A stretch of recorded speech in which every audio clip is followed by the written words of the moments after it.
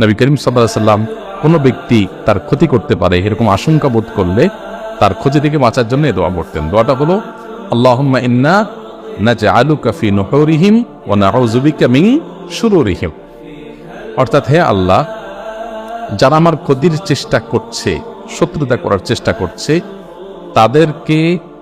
তাদেরকে উপযুক্ত শাস্তি দিয়ে দমন করার জন্য, তাদেরকে শেষ করার জন্য আমি আপনার কাছে দায়িত্ব অর্পণ করলাম। আপনি মেহেরবানি করে আমার হয়ে আপনি তাদেরকে উপযুক্ত শাস্তি দিন, তাদের থামিয়ে দিন, তাদেরকে দমন করুন, তাদের শেষ করুন।